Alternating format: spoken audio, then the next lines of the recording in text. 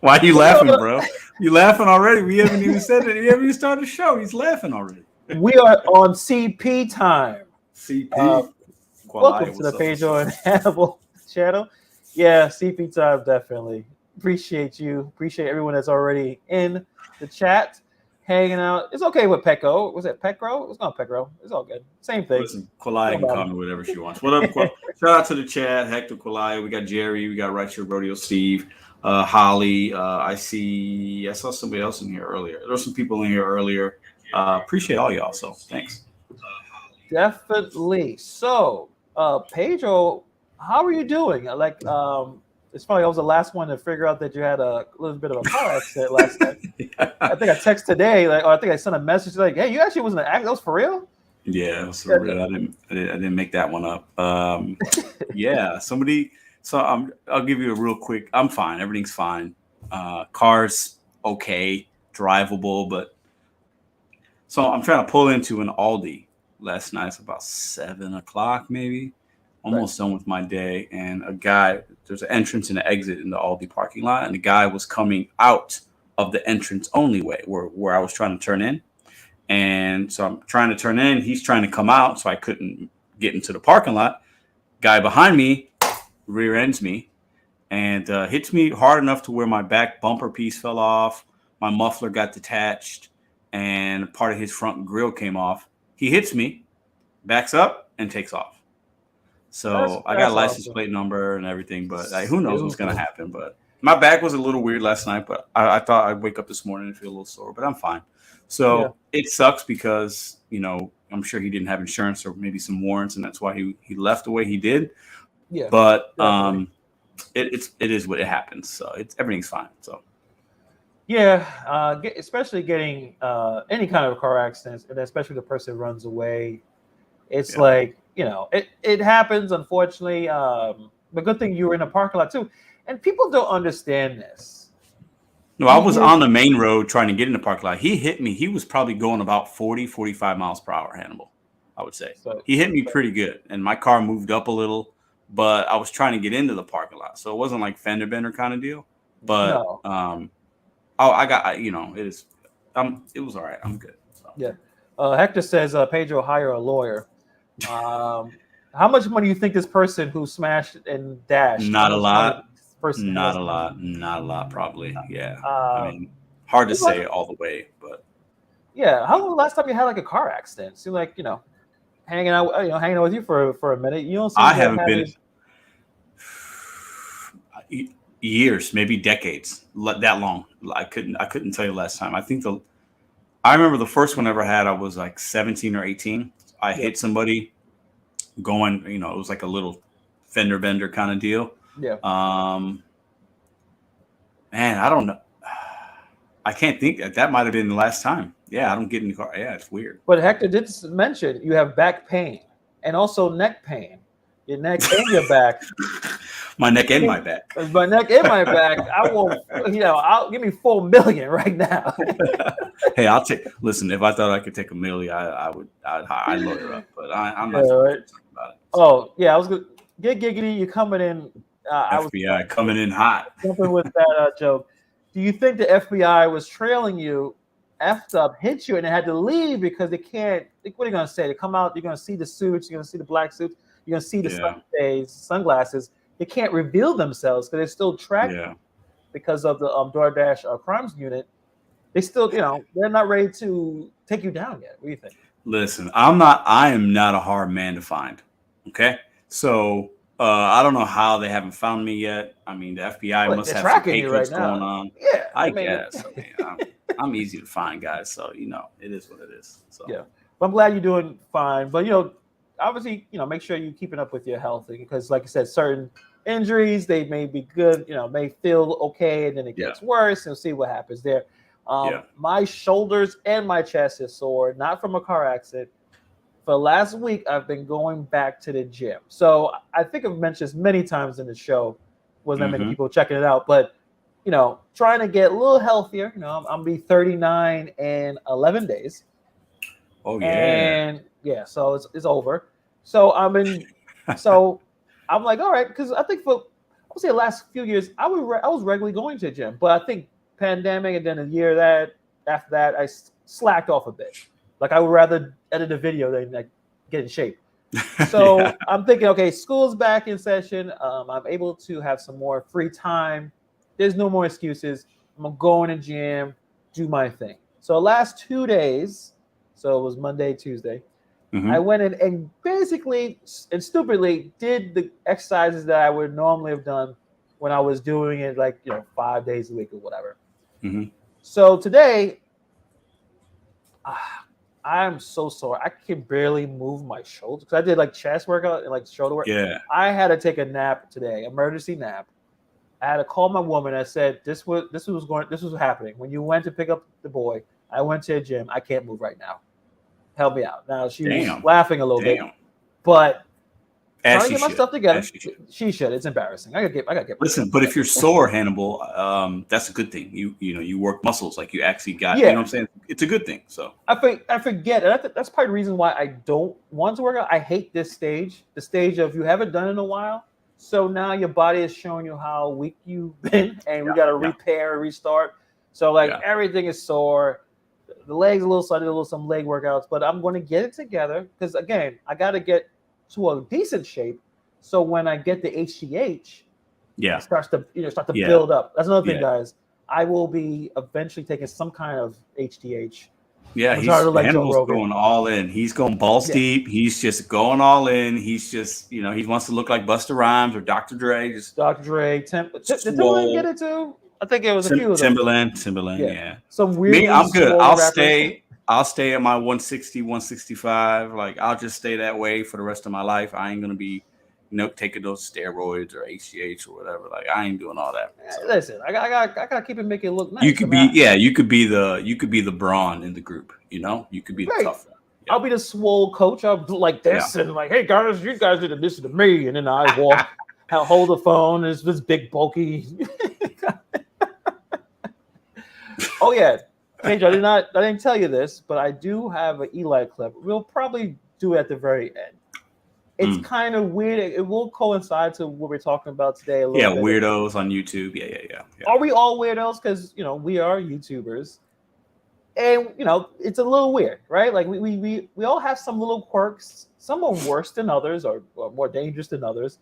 But we're gonna bring the Eli clip later on. He did his walk with purpose, and actually there was someone in the chat that was there, and Danny. I don't know if he's still here. He's 37, or Donnie. Donnie, yeah.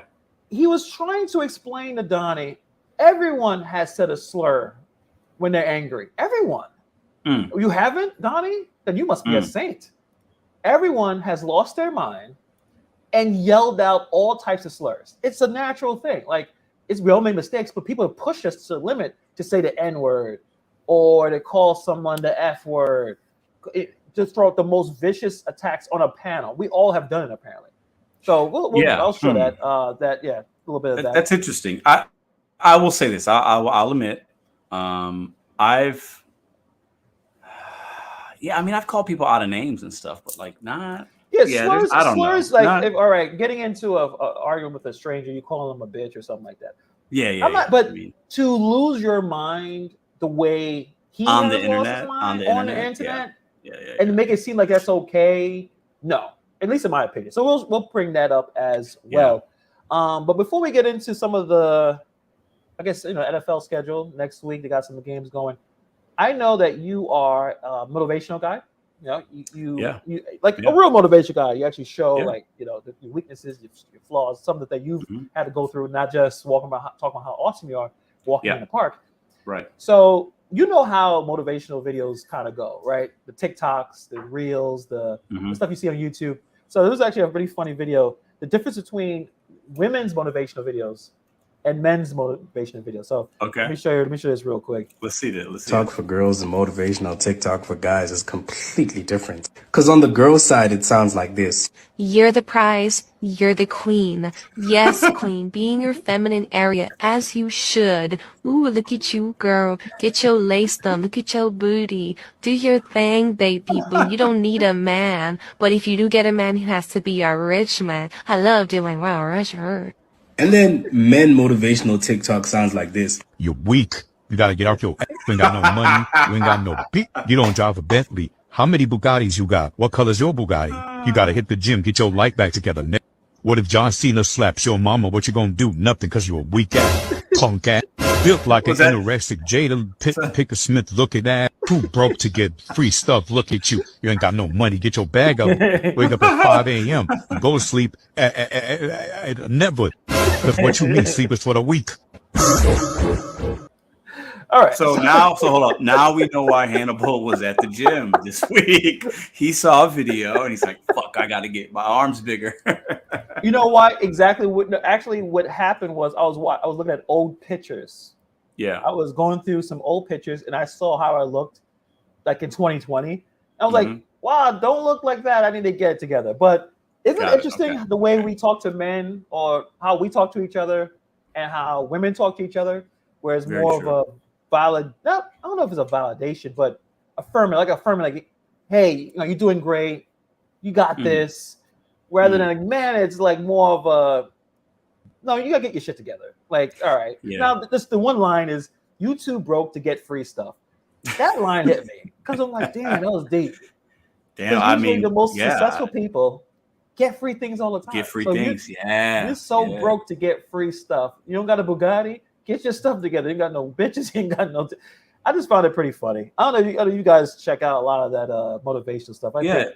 You guys let us know in the chat. So we've got a pretty good mix of some women and men in here. So women, is that accurate? Do you feel like the things that you watch, is it more like uplifting for you guys in a way of affirmation and you are great, you go girl, look at you, you look good, your face is beat, oh my God, your booty's fat. Like, is it that for you ladies?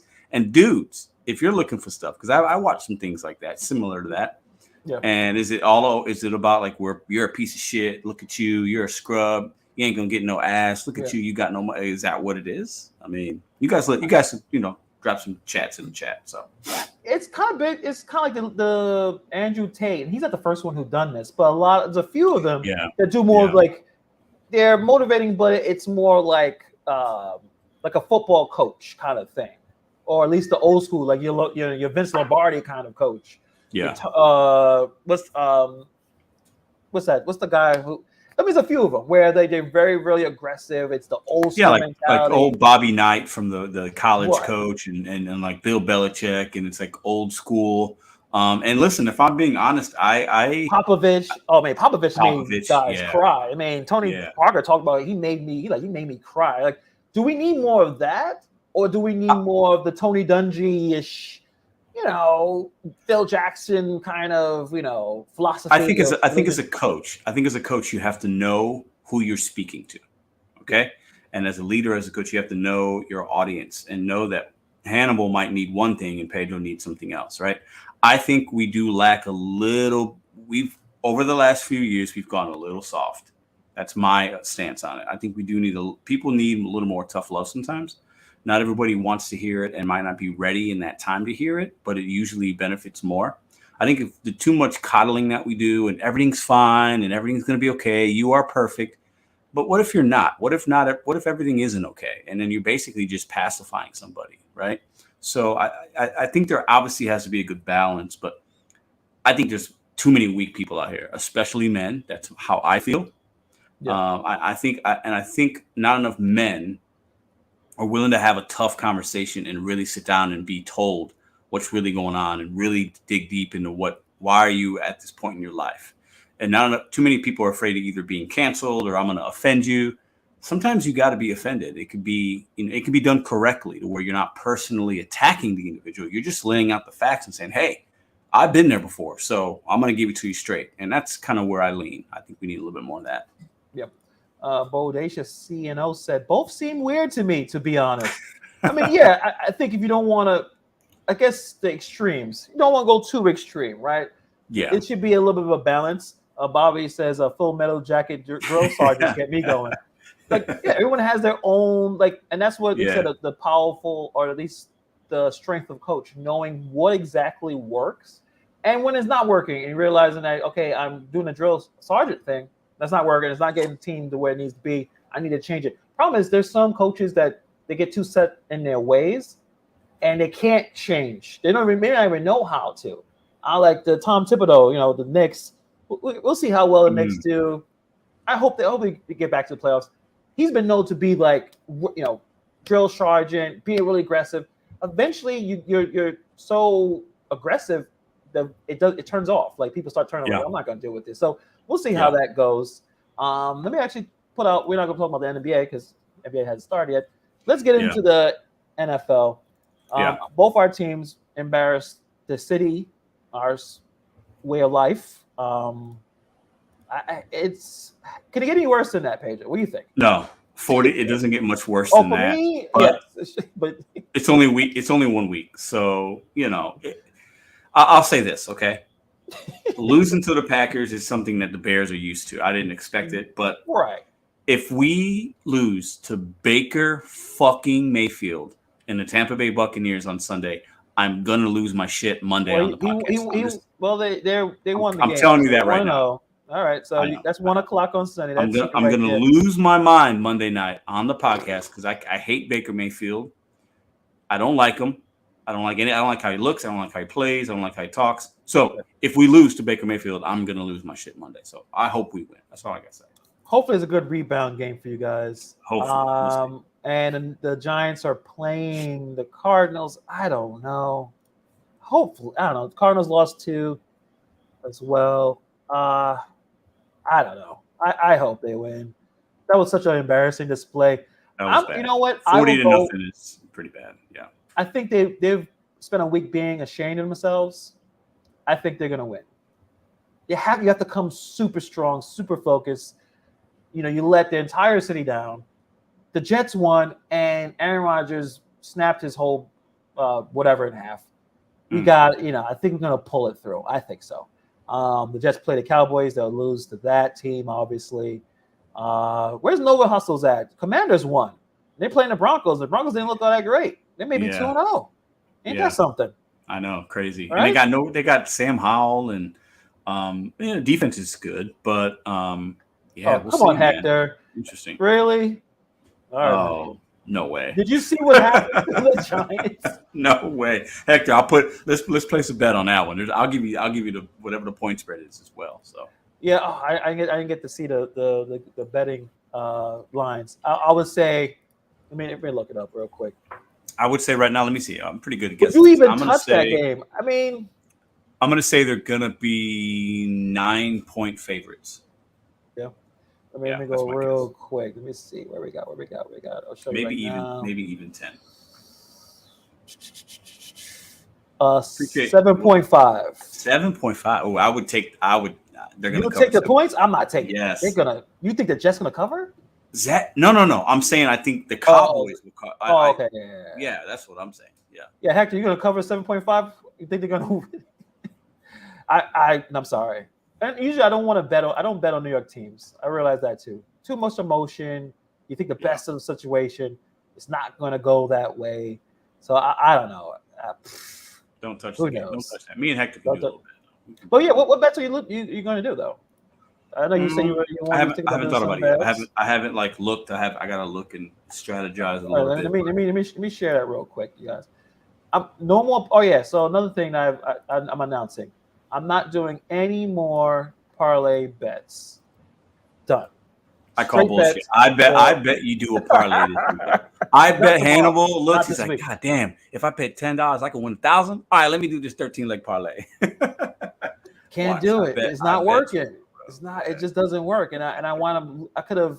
Usually, what happens sometimes the first bet works, and then the other things are falling apart. So, like if I just did the straight bet of the most thing that, at least the thing I thought was the most, I guess, likely thing to occur, I would have won some money. Like it doesn't make any sense.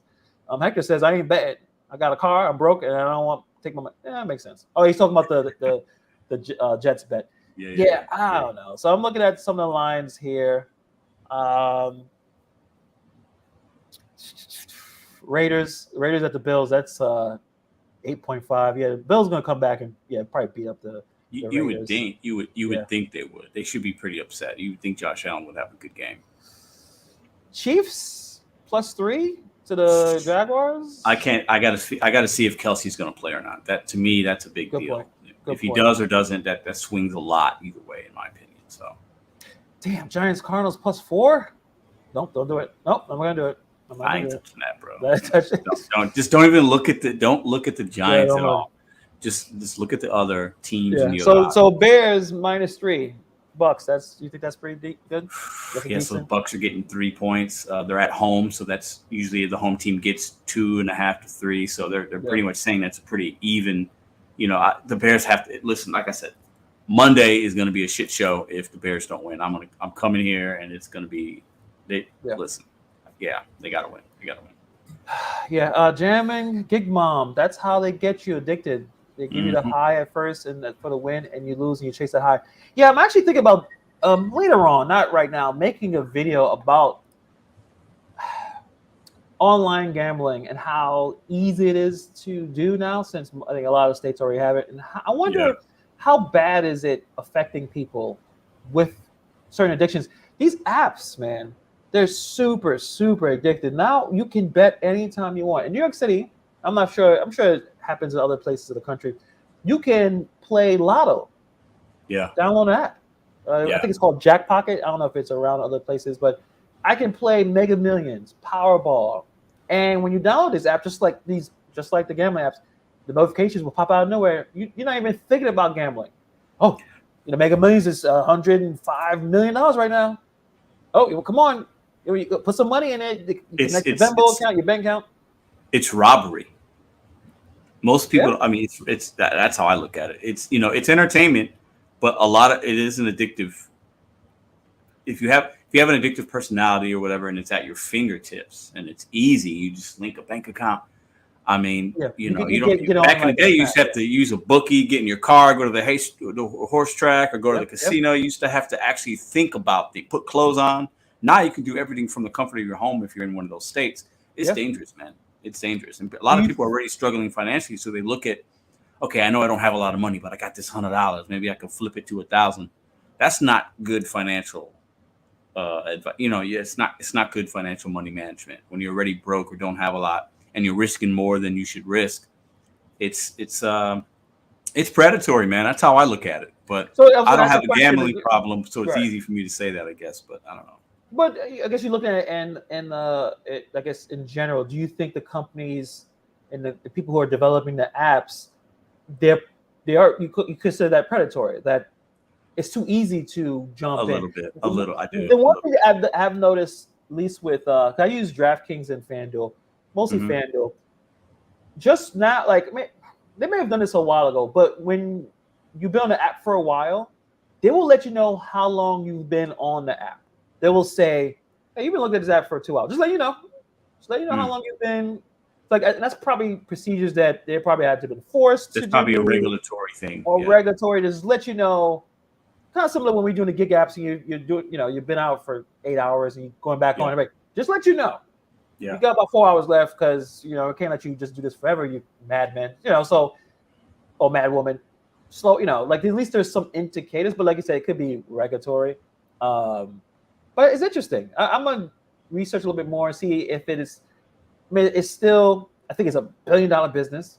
Every podcast, every commercial is about. It's crazy. FanDuel. It's about DraftKings. What's the other one? The MGM one. There's so many, and And they always have these great offers to jump in. Hey, we'll match you dollar for dollar. Put $100, get $100. Got $200 to bet.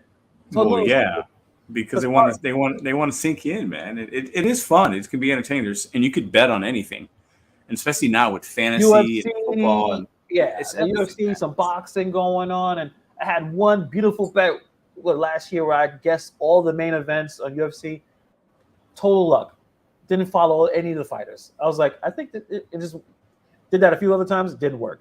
So I don't know. It's definitely something to make sure you're paying attention to, because you can lose money very quickly. It's like going to the strip club. You go in there, you had your money gone, and what you got left? Money gone. Nothing. Well, depends on what strip club you go to and how much money you have. How much money you got? Fair enough. Anything can be bought. We all know that. Everything has a price tag. So definitely. Is anything else you want to add to the NFL before we move on? Any surprises? Anything you're thinking of?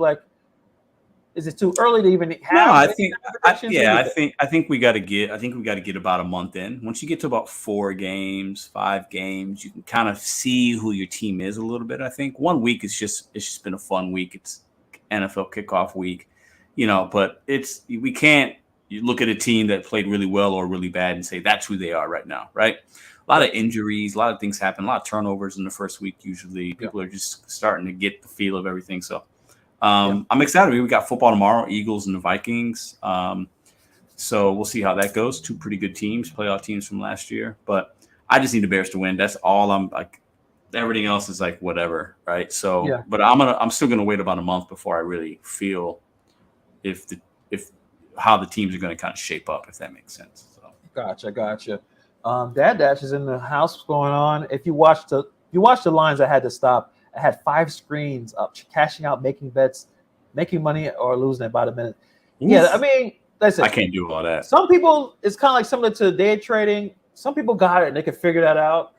But you have to be the most emotionless person because you can see things go crazy and have, I guess, that fortitude to stay the course and not, I guess, react emotionally. And I can't do that. So, I do a little bit here and there, but that's as far as it's going to go. I don't think we'll go any. You gotta be. This is a good say. We gotta be a little weird, to be able to do that, right? So, and we're gonna get into some weirdos online in this next conversation, I think, right? So, and to be honest, I mean, we're gonna talk about Eli, but in a little bit, but I just want to, in general, right? So, the reason why this kind of came up is, I think Pedro shared a video of a content creator talking about Eli and breaking down some things that Eli has done in his past, but it seems like there's a lot there. And I thought, all right, you know what? This guy seems like he has a live stream. It seems like he does he has a little bit of broadcasting skills. I've noticed. I saw his channel. He does true crime live streams. He's breaking stuff down. I was like, just checking out a little bit of his videos. Didn't go heavy in depth, but I thought, great. Maybe we can invite him to the channel. Right. I didn't check to see if he had an email or anything. I was like, oh, you know what? I'll just make a community post, tag him, see if he responds. Right. I don't think he did. And initially, the response from our, people, our supporters, people who check out the channel, were positive. It was like, hey, this may be actually a good idea. I remember listening to Eli attack JB. We said JB a lot. So maybe he'll have some insights on this very interesting character that we know, Coach Eli. And then later on, I think the next day, I checked it again, and one person said, "On your comments, go to the newest one, because you're gonna see some things." And I was like, "All right, I guess so. What's going on?" And then everyone was like, "This other guy's not good either." Yeah, he's kind of toxic and kind of weird, and he has a history. Let me check. I want to show you some of the comments in that video. Give me a second. Oh, from that community post. So I'm gonna go with the newest one. Newest first. So he told me sort it by the newest. Let you know, you look at the most popular comment that said do it. So it's a bunch of accusations. JB Gunn is a fraud who uses bots. He also gave his wife a black eye on live stream. I didn't check out to see what? Yeah, we don't know about all that. I mean, this is what they're saying, and it's not, again, it's similar to the Eli when we didn't know anything about Eli. There's a lot of comments. Another one here, just nothing suave about JB. He's a terrible person. Use fake thumbs up. Same thing. Beat up his wife on a live stream. Old dirty ninja. He does. I will say this: a couple things I saw, because I had seen something of his before the video was sent to us or whatever, the one that I reposted, and he seemed kind of like a character. Like he's like he's got a crazy voice. He's kind of you could tell he's done some time in prison. I could just listen. And JB Gunner, if you haven't, I apologize, but you've done some time. I could tell. Okay, I got uncles that have been. He's done some things. He's got that look about him. It's interesting. There's a lot of good, solid content creators who've been in prison. There's nothing wrong with that. Break it down. Nothing wrong with that, but you can feel the vibe. I understand. It's a vibe. So he's got a history. He's got a history, which all of us do. But you could tell that he's a little crazy. He's a little weird. And listen, I'm weird. Hannibal's fucking weird as hell. He plays video games still, right? So we're weird guys. It's fine, right? but this whole realm that we've kind of been brought into in the last 3 or 4 weeks is full of Weirdos on another level, in my opinion, right? And weird, I think it's cool to be weird. There's nothing wrong with being weird, and weird is relative. But like, we're seeing this new segment of weird, in my opinion, online, and these guys, Yeah. I don't know, man. What do you think? It's just it's very strange to me. And I'm also worried about Pedro because he's not used to any of this. So I kind of been down rabbit holes of very interesting and yes, weird content creators. And Pedro's kind of jumping in. He's brand new baby. And he is weirded out by all of this, right? But I'm looking at some of this, and the only reason why I laughed at Old Dirty Ninja because one of my favorite rappers, Old Dirty Bastard, I just thought it was funny. Eli is a terrible person, but I'm telling you, JB is not any better. And he's talking about the same thing, taking his ex-wife's kids, sticking in a trash can. This is a video about this. So, and then Coach Jay, at this point, I trust his judgment. JB is a woman-baiting racist douche that y'all don't want to be tangled up with. Interesting. So, and then I think I told Pedro, I'm like, well, is anyone cool? Is anyone cool in this situation? It doesn't seem like it. And I think this is my assessment right now, right? Because Hannibal and I on other our other channels and the content in the community we're part of, we have plenty of people that don't like us for different reasons, right? But not to the level of this kind of stuff, these accusations, these claims, these. And maybe there's so many, and so many different people, people with small channels making videos about we've had that as well. But like this is it's weird because it feels personal with some of these weirdos or whatever you want to call it. It feels very personal, and it's the venom is there, and it's like the teeth are out and they're just like going at each other and hiring hitmen and like it's just because then you look at these guys and they're like, come on, like. The JB guy seems like he's got a little substance behind him. I can tell he's from the streets a little bit. I feel like, right? That's fine. Which is fine. No evidence, or at least I didn't see anything. But the people in chat are saying something. And if JB, this stuff is not true, then I'm sure you can make a video about it too. We're not necessarily saying, "Oh my God, we know." We don't. No, I just thought that I was looking forward to a content creator that can explain, can have the history going back and forth with Eli and able to do that in an entertaining way. Seems like he's able to do it on his channel. But listen, if he wants to come on, I think he could be a good guest, and we don't have to necessarily like or agree, or he doesn't need to be a stand-up. Anytime we meet somebody online, we don't know who each other are. So just because maybe, and if I have a pastor Hannibal, like it is what it is, we can have a conversation because it seems like this guy, he calls him a cuck and all that. It's hilarious. I think his channel and the videos I've seen are really funny. Like they're really they're good. But Eli is an easy target because he's such an easy guy to pick on that you almost feel bad, if that makes sense, right? So I don't know. Sure. And as much as we do make fun of him, it's not the level of I think JB, like I saw a few, they were destroying him. That's I think different. Someone said JB turned him into a lolcow. Like I guess at one point Eli was probably being taken seriously. The problem is Eli doesn't get in his own way, and we'll see. I'll show a video later on showing that the guy still don't take enough responsibility, still blames others for his problems, same problems that all locals have. Very DSP-ish. Giggity has a really good comment. You remember all the fake martial arts instructors back in the 80s and 90s? These guys, definitely locals. There's a few really good YouTube creators who do great stuff about the back in the day, the martial arts. And I would say right now, Steven Seagal is one of the biggest locals you could possibly find. He takes but he's an actual black belt though. He's an actual black belt. Steven Seagal is. We can get into it. Maybe we'll dedicate an episode. Yeah, he could probably. Well, at his age, I don't know if he kick anyone to that. But yeah, at one point he could. But when you embellish and lie, and also you're just a terrible actor. Yeah, you abuse women. He has done all types of terrible things. Makes terrible movies now. Has been beat up by real men, beat the shit out of him. Really? Yeah, it's a long history. And also, his name is not pronounced Seagal; it's Seagal or something like that. But he changed the last name, left his wife. It's a lot. But we'll get into that later on. Interesting. But there's a lot of locales in even. I don't know if you know the movie or watched the movie with Jean-Claude Van Damme, Bloodsport. Oh yeah.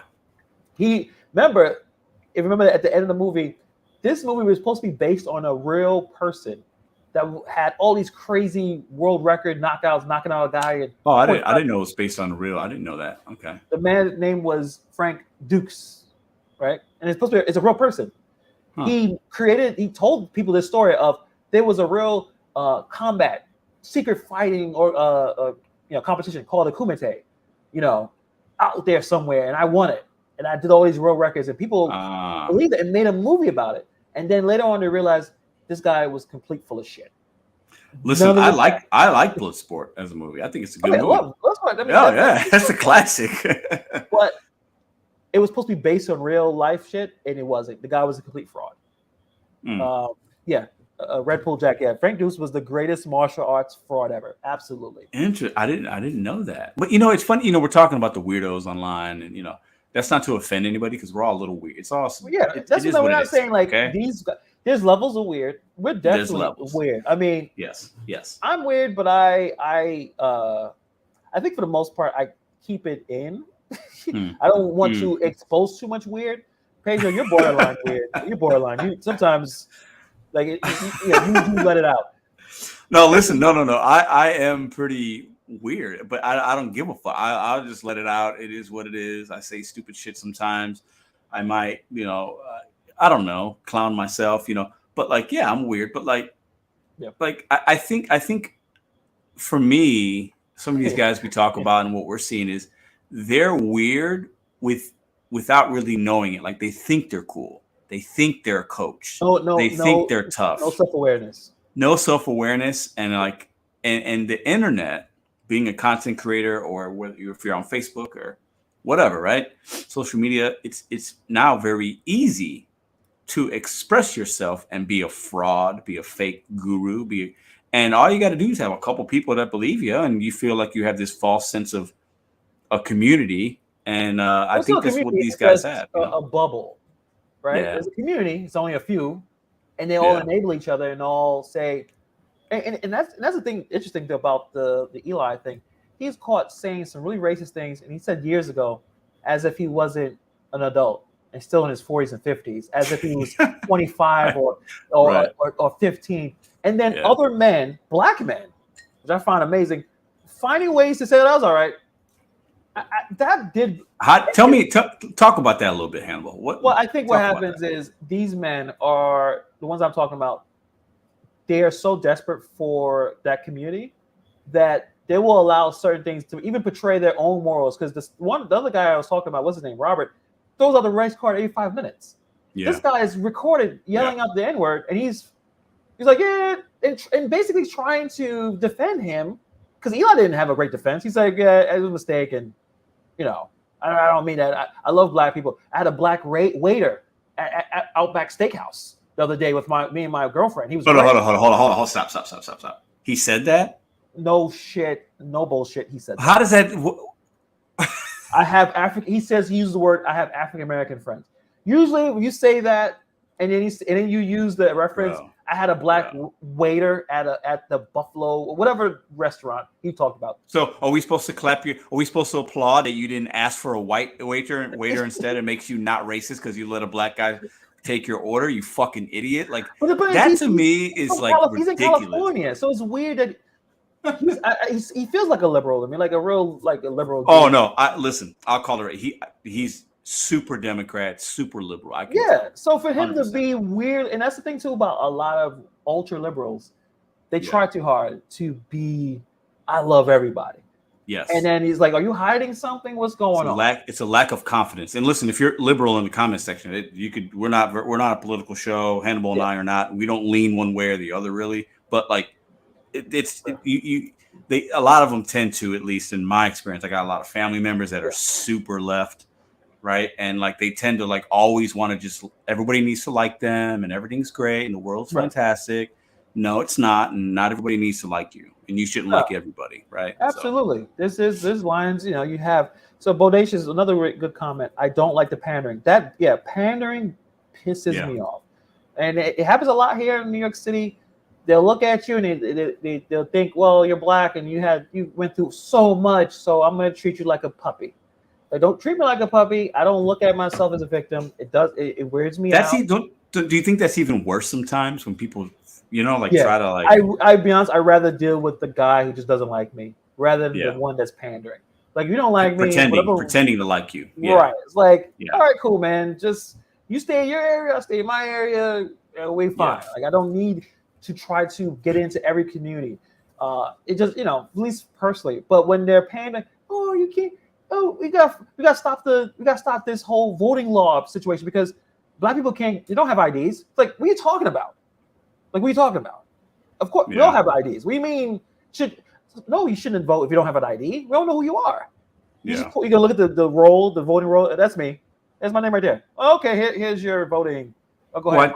Let me ask you a question. Do you think some people have what they call I don't know if I'm using the right terminology, so correct me, but like that, it's called white guilt. Is that it? Like people, there's certain white Caucasian people, white people. They're like they just do too much. They're just trying to do too much. Yeah, they don't know how to fit in this situation. And then also the problem is they're watching a lot of social media that there are many Black people saying, white, if you don't fight as aggressively as I am or even more, you're a part of the problem.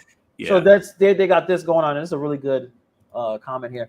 The bigotry of low expectations. Absolutely. That is a term that I do believe in, where you're saying, we need to lower standards for academic success or academic entry. Yeah. That doesn't make any sense. Affirmative action was not. It had great intentions. It doesn't work because if you're putting someone in an environment that they did not earn or they did not have the credentials to thrive, instead of going to Yale where they probably will suffer, they may get kicked out, they may flunk out, lose all their confidence. But if they went to another college and they could have been valedictorian, had a different life, right? So I think that's a big problem. And I think that's what the ultra, and I don't like extremists, but the ultra left does. That's the problem. I think that's what I feel with Eli in this video that we're going to present. I think we needed affirmative action on some levels, though. I would have to say that's my opinion, at least. Yeah. But I feel like you're saying, when you take things too far left or far right and too extreme, and you try to overcompensate too much, then you lose the integrity of the idea, right? Yeah. And that's where I think we've just gone a little too far with certain things. So it's like you look at somebody, and it's like, oh, okay, he's this or she is that, or so I'm gonna over-like them and overcompensate because it'll make me either feel good or it makes me look good. It's like it's not genuine. You know what I'm saying? And it needs to be more genuine. We should be liking each other based on Hannibal's character and our interests that we have. And as an individual, it shouldn't be like, I gotta have this Black friend, or I gotta do this, or I got a Black waiter. I had the really awesome Black waiter at the Buffalo at the what's the steakhouse? I can't remember the steakhouse. Outback? Yeah, the Outback Steakhouse. And he was amazing. He didn't bother us too much, but he also was attentive. That might be the worst thing I've heard him say. If he said that to me, look it up. That is horrible. Jack or gig economy corruption. Look it up. He said it. I'm not making it up. But I had this conversation with you. I think you remember this. So me and my cousin was talking about affirmative action, especially when it got struck down by the Supreme Court. And she said, I think it was necessary because I get my foot in the door. And I will have to work hard, even if I may not necessarily fit, but at least I got my foot in the door. And that was probably the best, I guess, kind of argument. Hey, just get me in. Even if I may not even be able to make it, I may flunk out, but at least I'll flunk out in my own terms. Yes. But let me just get my foot in the door. I understand that point. People of color in this country, and especially people of color that don't have money, don't have the same opportunities. Point blank, period. They just do not. Okay. Like I used to, I've told this story, I think maybe here before or somewhere else, but I'll never forget this. I'll be really quick. I was a manager at Applebee's. And at one point I was a GM for several years, and I had 3 other managers that work with me. We had like a hiring manager, a kitchen manager, you have a front of house manager, and we would have meetings. We're at a Monday meeting. It's like 4:00. I remember this. I'm sitting there. It's a beautiful day outside. We're having a meeting, and I'm all right, guys. What interviews do we have this week? We got to fill these positions. The hiring manager has a stack of fucking applications in front of him. He's going through them. Okay, we got some cooks. He starts naming the names off on some of these. And ethnic sounding names. He's like, oh, not going to give them a call. Not going to give them a call. Not going to call Sharonda. And I had to look at this man, and I had to write him up, discipline him, because to me, that is like, I wasn't surprised, but I was just like appalled. Yeah, right? There's studies. Those things happen all the time. Yeah. Yeah, it happens all the time. But the only problem, and the reason why they struck down, for the most part, affirmative action, is you're helping one group, but then you're pushing others away. So a lot of the Asian kids, they're busting their ass, and they don't get into Harvard and Yale. They're not getting it. So like, they should have had. Clearly, there was no balance, and it didn't work because you just can't. You're fighting discrimination by discrimination against someone else. Which is that's the problem. I think that's where it went south. But we're missing a lot of great comments from you guys. I know a lot of great comments. Yeah, a lot of Eli stuff. You know what? I've never ever been to Outback Steakhouse. I've been there. I've picked up stuff, picked up food, delivered food. Never ate there, so I don't even know if it tastes good. Is it good? It's okay. They got the blooming onion. I don't know. I mean, it's. I've heard of that. I've delivered that. I know that's yeah. Outback Steakhouse. Let me tell you, Outback Steakhouse. Y'all know me. I tell my opinions. If you're offended, it is what it is. Outback Steakhouse is for suburbia people, okay, that want to feel like they're having a good steak, and it's not. It's a very marketable, like Outback. You think of steak, you think of Australia. Come on, like it's a very suburbia.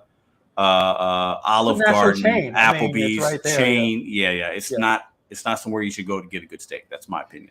So I would say I'm not a fan of any of the. I couldn't tell you last time I've been in any of the national chains. I would go if apparently enough people wanted to go. So like BBQs, Ruby Tuesdays, your Fridays. I go to regular small business restaurants. Usually the food is better for me. BBQs is a big deal here because the drinks. I never heard of BBQs. Dallas BBQs. It's one of those restaurants. It's like American franchise. They have everything from burgers to probably have steaks. They got quesadillas. It's a national chain, and the drinks are extremely. They're kind of on the cheap side, and you can go in there and get effed up really quickly. It's the ones with a big giant bowl. They throw another tube shot in there. Then they got the, you walk out, you're tipsy. But the food is not that great. Hector kind of mentioned about the restaurant industry having the sexist and racist. I missed it. Oh, yeah.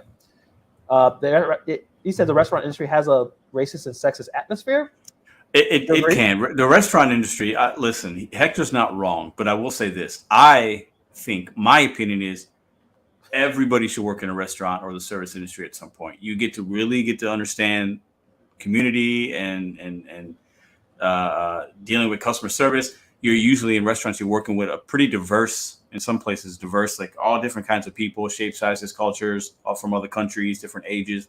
So I think working at a restaurant teaches you a lot about the world and yourself and all that kind of stuff. But yeah, it could be there's a lot of like underlying prejudices within restaurants. Yeah, I've been witness to that many, many times. Yeah. Dash Life, what's going on, man?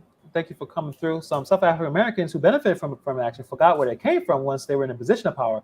They abused the same law against the same people. Look, it's possible. That's a good point. Yeah, that's a good point. I mean, and you wish everything was fair. Problem is, life ain't fair, man. I don't know, like it's just not. And we could try to find ways to make it work. I think we need to start at the home. Starting the culture of our community. When is a child at home, is a child reading or watching reality TV shows with you? Are they on their tablet playing video games? Are you reading to them at night? Are you on top of their work studies? That's stuff where that child will probably, if you read that, I forgot the stats. If you read a child every day until like 10, the amount of words they know compared to not happening, it's like a big leap. So like if we just start there, the child will go to great schools. But you got to put the work in. And I think a lot of parents, economy is kind of terrible where you have to work 2 jobs to make it. It's a little difficult, but it's hard. Sacrifice got to be made, right? You know, I'm glad you brought that up. It reminded me, I had a conversation with Madison, and maybe about 2 weeks ago, I was reading something, and because Ruby's 2 years old, she's in this like school, and she goes 3 days a week, and she's a lot. It's going good. It's going really good. Thank you. Awesome. So she started last year. Now she's really into it. But like, I read this quote or whatever, but like, it's hard to be a good parent.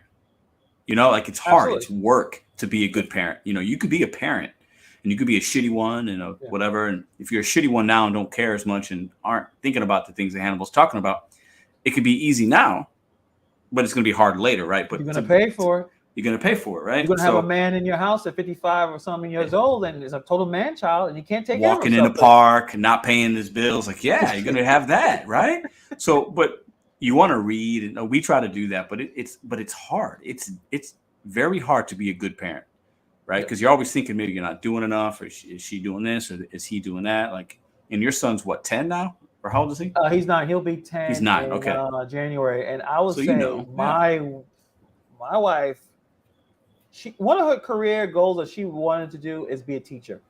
She's really good at it. The reason why he's able to do well even during the pandemic, because she knows how to teach and loves teaching, and he loves learning.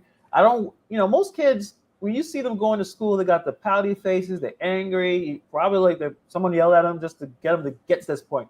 I wake the boy up, I call his name maybe twice, he pops out of the bed, takes care of himself, puts on his clothes, drinks, does his little breakfast thing, brushes teeth. He never ever cried about going to school. He loves going to school. It's good because he's a nerd and his mom is a nerd, and the only cool person in the house is me. But she takes care of all the educational stuff, and I jump in too every now and then with some jokes. Yeah. But that's where it really comes together.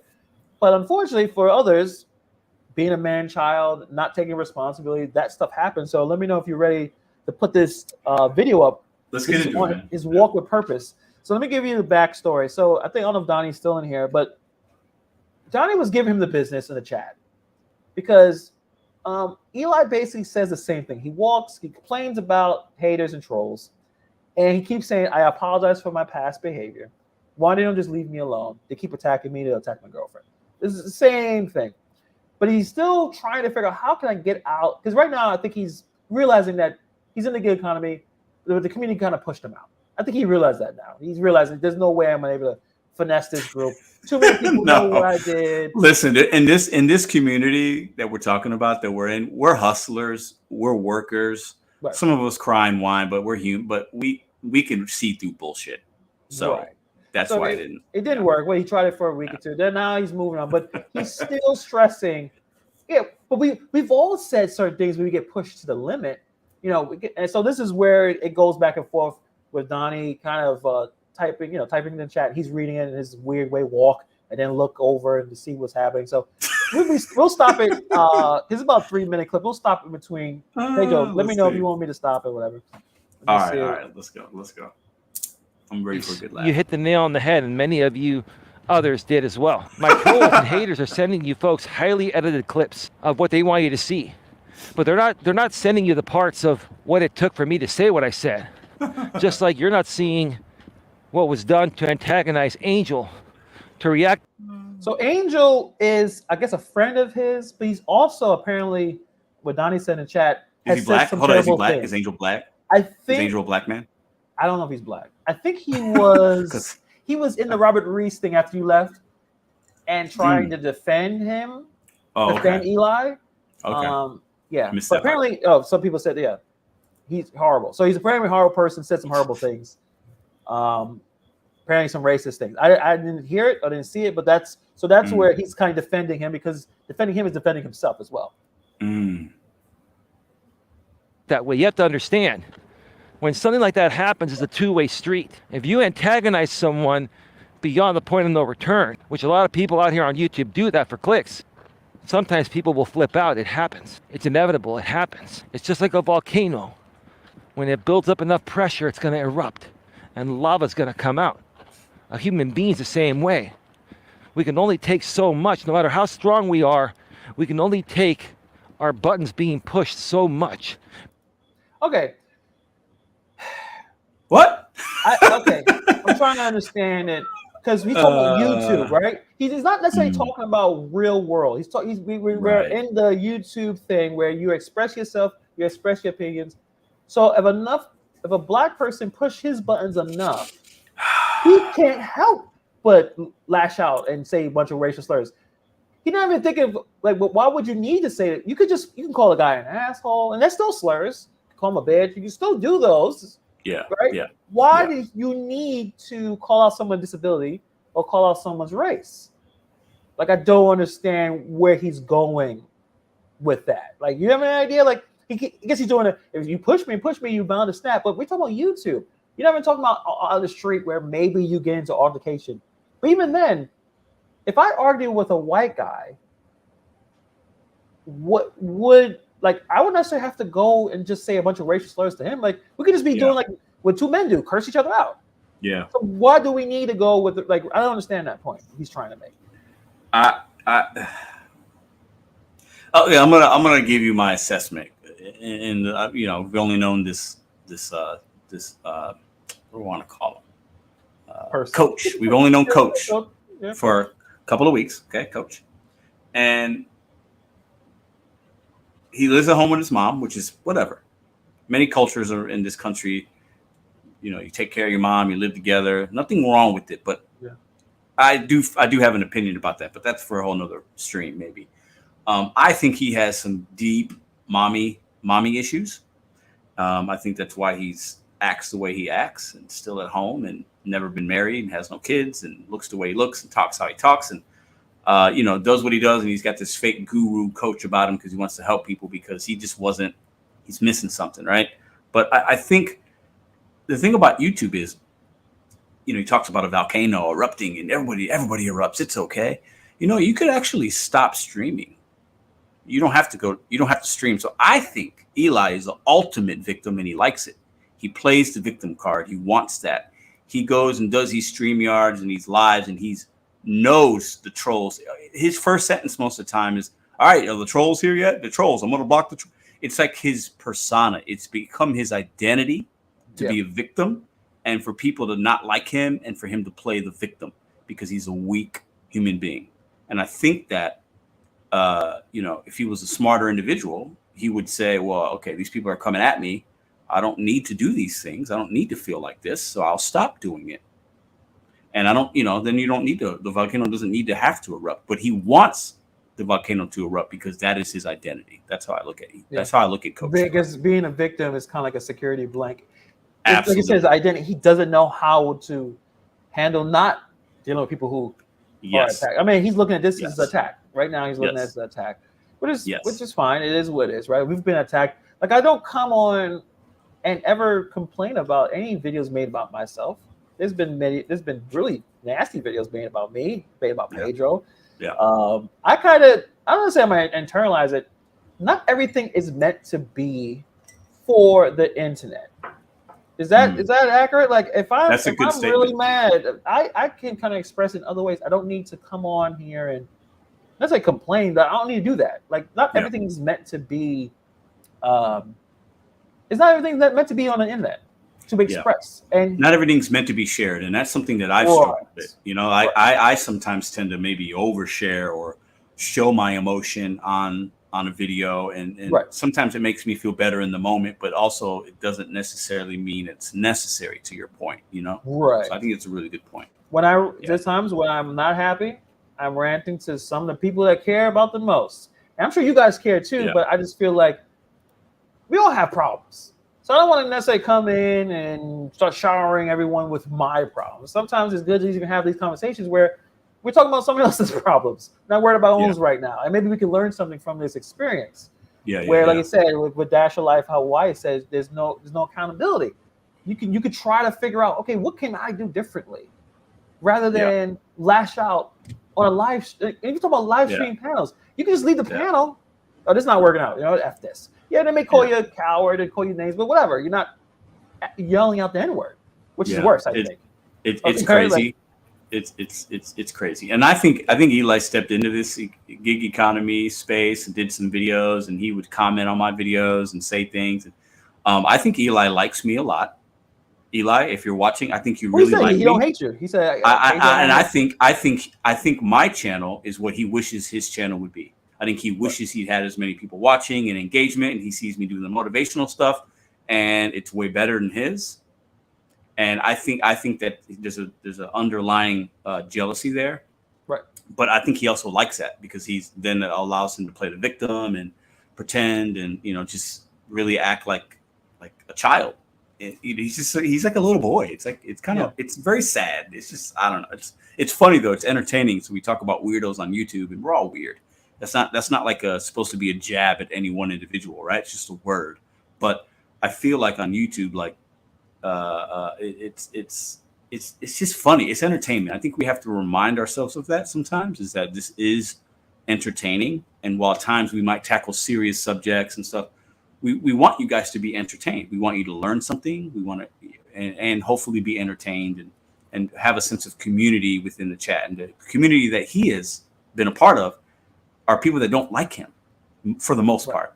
And that has to be really sucky. But because he likes to play the victim, in my opinion, I think that is his identity now. His whole channel is that. And that's sad. It's very sad. Just a good point talking about his previous community. I think it was called the MGTOW community.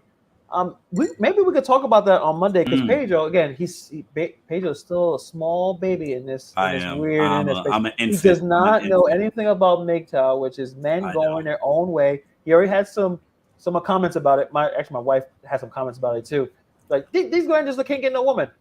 It's a little more nuanced than that, but I can see why people will come to that conclusion. But if you guys are interested in talking about that with us on Monday, let me know. Talk about the comments. So I know what that term. I know what that term kind of is, but I haven't really watched content around it. But I know it's like men that have felt like they've been wronged or went through a crazy divorce or this or that, or they struggle with women, or they basically get together and bitch and whine and complain instead of actually having actionable things to make their situations better.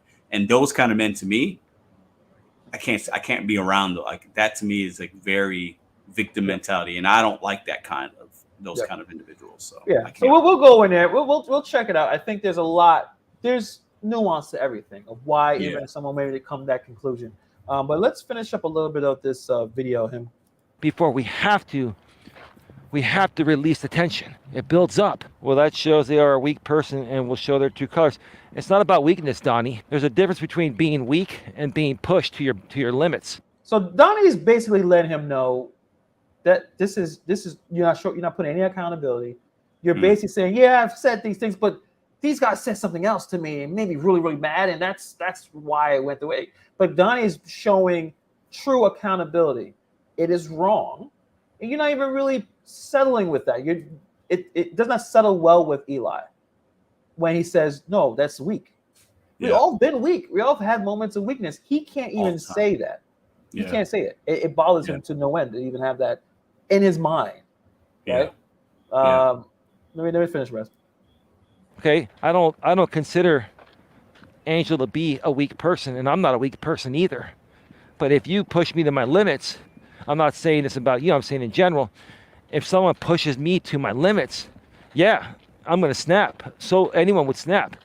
I'm going to do my best to prevent snapping, but there's only so much. There's a breaking point for everyone has a breaking point, Donnie, no matter how strong they are. The problem is some people that will push people to that breaking point on purpose, especially out here on YouTube, to get clicks and views and subs and super chats and cash apps and PayPals.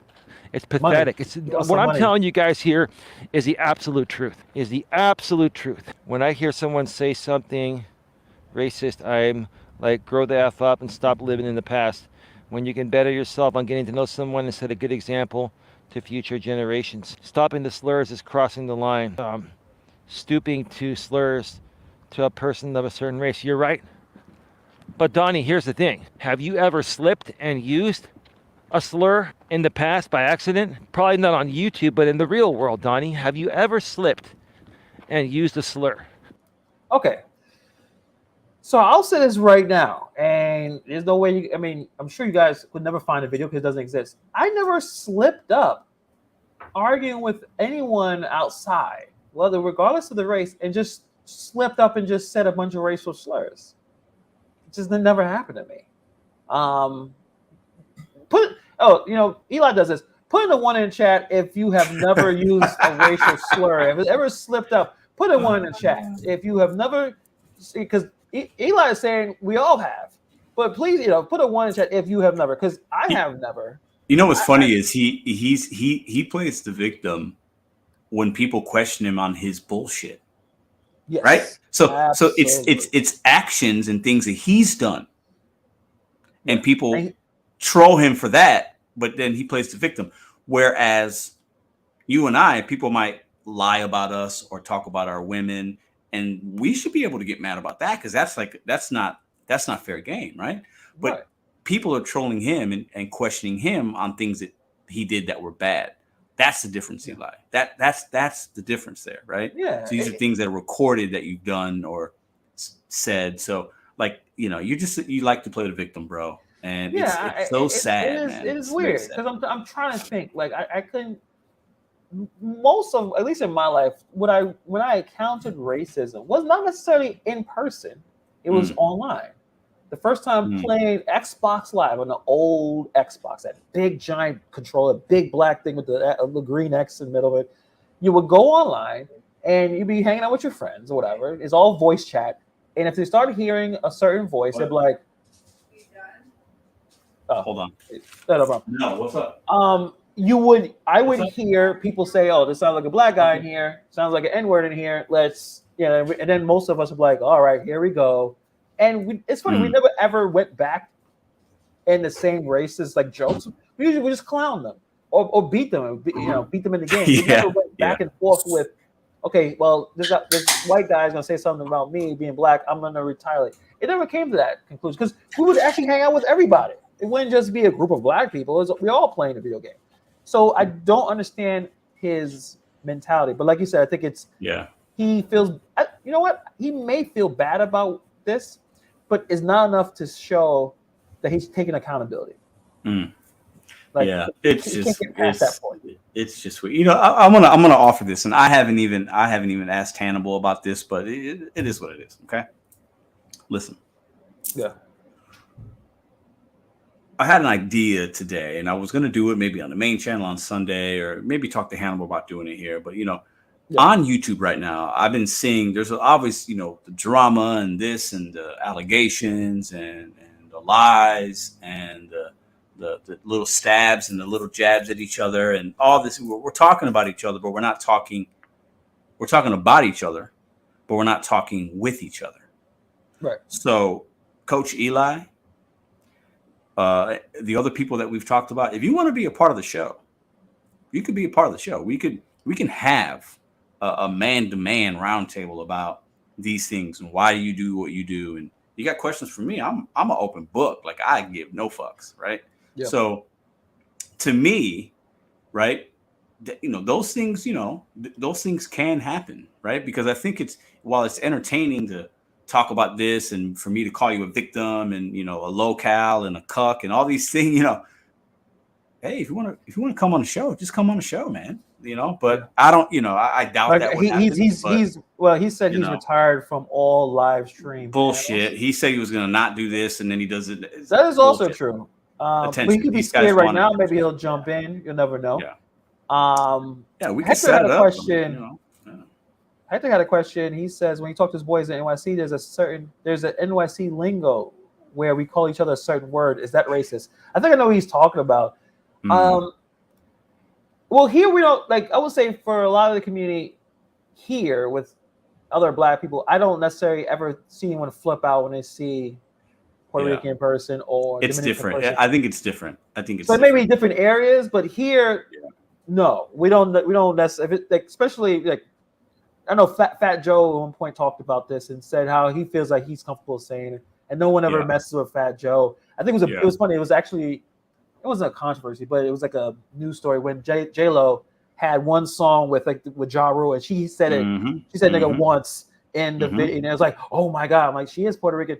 I mean, Africans came from here, went to the went to the Caribbean islands, went to Spanish islands. The lineage is there. It's different when it's somebody Puerto Ricans are very, very dark skinned. I mean, I go by one of my favorite boxers of all time, Felix Trinidad. Oh yeah. If the man didn't speak, I thought he was just from like a black guy. Absolutely, black guy. Absolutely, yeah. So I think there's. I'm like, oh shit. You have to understand the history of the word and who used it on who, right? So that's where there's levels to it. It is what it is. I don't know, but like, if I'm really honest, I wish. First of all, the word is fun to say.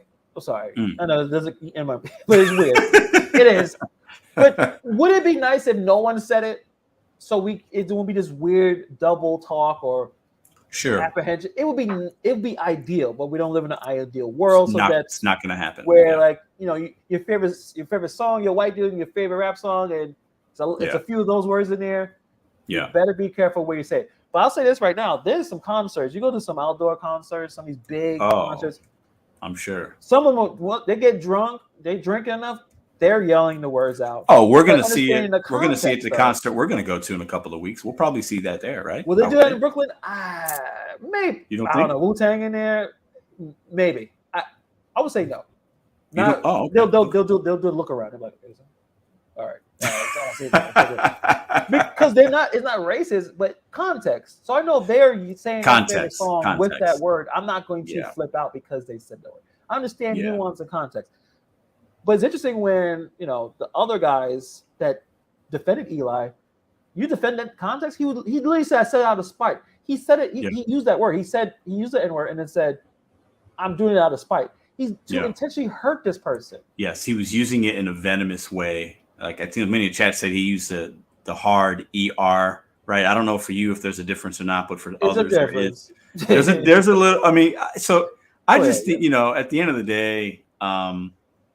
Some people enjoy being the victim, and I think Eli fits that criteria. He likes it. He likes the trolls. If he goes live tomorrow and there's a few people watching him and everybody's just nice, well, he blocks everybody. But if there was no drama around him, he wouldn't know what to do. He would lose his identity. Right. And I think he would crumble because he likes that, because that's what he gets. And he's built that for himself. You see that it's his own fault. It's not. You have to take self stock of like where you're at, right? And that's on him. So let's finish up the rest. It's not that long, but basically he's trying to get everyone to like, hey, have you all been this kind of person and doing this thing? But let me finish up. Right. Because if you haven't, you're not human. Everyone's done it. Everyone has said something derogatory or uncalled for at one point in their life or another, right? So everyone is guilty of it, right? Does that mean we just hate everyone and we live in a hateful world, a world of hate? Or do we learn from our mistake and forgive, ask for forgiveness and receive forgiveness and move forward, right? Isn't forgiveness, isn't learning your lesson and forgiveness what it's all about? I've said words, but not in a hateful context. Well, Donnie, then you're a saint, brother. Then we're going to call you Saint Donnie from here on out, because you've never said anything hateful in your life. He doesn't get it. No. He doesn't get it. He doesn't get it. The reason why people have not forgotten it, first of all, he make it seem like he said these things 20 years ago. He's the man in his 50s. He said it in his late 40s and 50s. He make it seem like, so, okay, you still don't get it? You've been in this earth for decades. You still don't get that you shouldn't use those words, at least not in a live stream panel where it's recorded and you're getting triggered off of people talking. You see little boxes with people's voices coming out of them. Like, this is where you're losing your mind. Yeah, like a little boxes. Yeah. As a you are an older man. As if, like you said this when you were 17 years old. We're not saying this. We're not. If you said some dumb shit on Twitter when you were 17, I don't give a damn. People, they like to cancel certain athletes that said some goofy stuff when they're 17 years old, 15. Who gives a shit? You're still learning, and know. But like, come on. I just I got to be honest with you, bro. Listen. And I'm gonna listen. Somebody said in the chat he was bullied and stuff, and that bullying is a serious thing.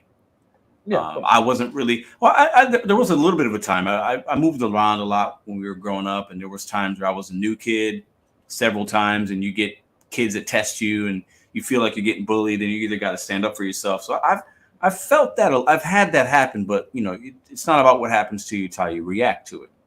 And if you're being bullied, that sucks. It sucks. And there are kids that get bullied. It's not okay, right?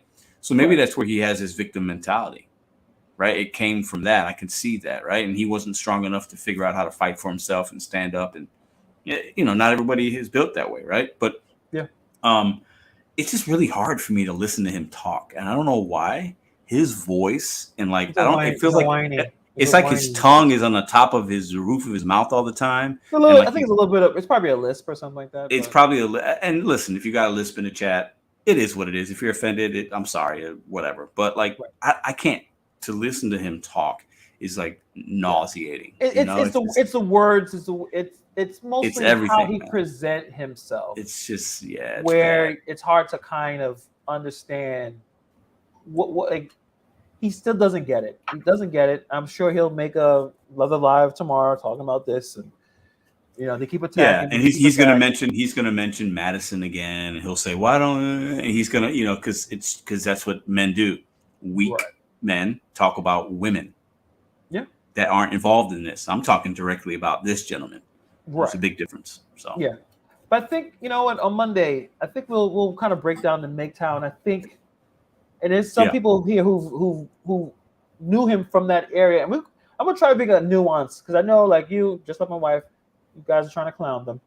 But let's try to talk about why they got to that conclusion. Okay. What got so to the you can play the nuance side.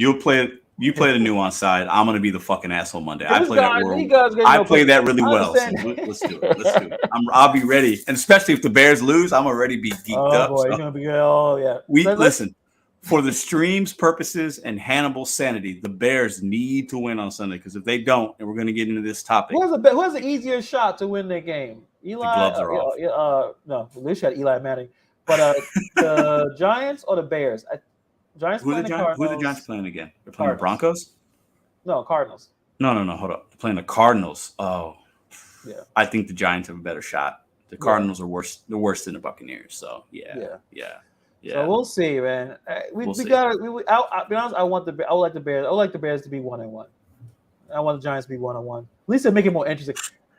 Don't just say that. Don't just say that to appease me, man. Don't just say that to make me smile. I think it'll be a little better if they were some competitive. Yeah, we just a race to the shittiest team. It's not gonna be happy for anybody, right? 4 and whatever the hell. I don't want that. So we'll see. I mean, I think the Giants can still win more games. Yeah. Actually, no, I don't. But I'm saying that to listen. Daniel, bring that up. The Giants won. The Eagles won. The Cowboys won. I know. Yeah, I know. If you go down 0-2 and then the Eagles are 2-0 and Cowboys are probably going to be 2-0, right? Then it gets a little. What's up with Hector? Hector is saying that the Jets are going to beat the Cowboys. Dude, did that happen? I don't know. So hold up, Hector. I want you to realize the Jets have a good defense. Okay, but you're basically saying Zach Wilson is going to get the better of Michael Parsons. Come on, bro. Michael Parsons is going to eat him up for lunch and dinner. I'm going to name some quarterbacks right now who Zach Wilson played better than, right? He played better than Patrick Mahomes. He did play better than Joe Burrow. He played better than Josh Allen. All right? So put some respect on Zach. First of all, Zach Wilson will take all of our mothers if he wanted to. God loves the MILFs. He put it together. He brought the team together in halftime. Like, listen, this old man got destroyed by this artificial turf. Let's win it for him. And they kept it together. I mean, is it going to be 40? Oh, it's like 40 years? No, no, probably drop 40 not. Against, but I don't think they're going to win. But we'll see, man. That's an interesting game. Still the Jets, man. It's the Jets. Like, this happened with Vinny Testaverde, like 40 years, like 30 years ago. Same thing. Achilles. The whole thing. Chad Pennington. Like this the Jets. Some teams just aren't supposed to win. So terrible. Listen. I'm a Cubs fan. we had 108 years of not winning, and then we You won in got it. 2016. Yeah, got So it. if anybody knows about this, it's me. All right, but your time is not yet because you have Zach Wilson as your quarterback. So Okay. All right. Yeah. Fair enough. Fair enough. fair All right, enough. guys. Appreciate you guys for coming through. Enjoy the weekend. Be good to each other, as some other guy says. Also, hit the like, subscribe. Do a lot of good Yeah. stuff. We're getting Watch up some there some to- old videos and get the watch hours up. Watch some videos for us, guys, so we can get Yeah, them. really monetized soon. appreciate it. So, We'll be Yeah. getting there soon, man.